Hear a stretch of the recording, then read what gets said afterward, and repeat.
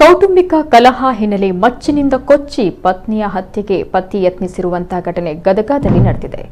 ಗದಗ ನಗರದ ಮುಂಡರಗಿ ರಸ್ತೆಯ lion school ground ಬಳಿ ಘಟನೆ ಸಂಭವಿಸಿದೆ. ಹಿಂದೂ ಹೆಂಡತಿಯನ್ನ ಮಚ್ಚಿನಿಂದ ಅಟ್ಟಾಡಿಸಿ ಮುಸ್ಲಿಂ ಗಂಡ ಮಾರಣಾಂತಿಕ ಹಲ್ಲೆ ಮಾಡಿದ್ದು ಘಟನೆಯಿಂದ ಗದಗ ನಗರದ ಜನರು ಬೆಚ್ಚಿ ಬಿದ್ದಿದ್ದಾರೆ. ಸ್ಕೂಟಿ ಕಲಿತಾ ಇದ್ದಂತ 26 ವರ್ಷದ ಅಪೂರ್ವ ಶಿರೂರ ಅಲಿಯಾಸ್ ಅರ್ಫಾನ್ ಬಾನು ಎಂಬಾಕೆಯ ಮೇಲೆ ಪತಿ ಹಲ್ಲೆಯನ್ನ ಮಾಡಿದ್ದಾನೆ. ಹುಬ್ಬಳ್ಳಿ ಕೋಲಪೇಟೆಯ ಹಿಜಾಜ್ ಹಲ್ಲೆ ಮಾಡಿದ ವ್ಯಕ್ತಿಯಾಗಿದ್ದಾನೆ. 23 ಕಡೆ ಮಚ್ಚಿನಿಂದ ಹೊಡೆದು ಪತ್ನಿಯನ್ನ ಗಾಯಗೊಳಿಸಿ ವಿಕೃತಿ ಮೆರೆದಿದ್ದಾನೆ.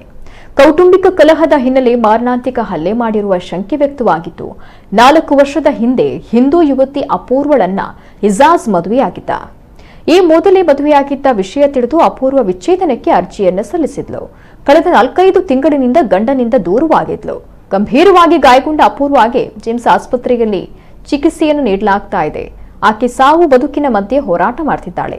ಗದಗ ಜಿಮ್ಸ್ ಆಸ್ಪತ್ರೆ ಬಳಿ ಸಂಬಂಧಿಕರು ಜಮಾಯಿಸಿದ್ದಾರೆ. ಜಿಮ್ಸ್ ಆಸ್ಪತ್ರೆಗೆ ಎಸ್ಪಿ ಶಿವಪ್ರಕಾಶ್ ದೇವರಾಜು ಭೇಟಿ ನೀಡಿ ಪರಿಶೀಲಿಸಿದ್ದಾರೆ.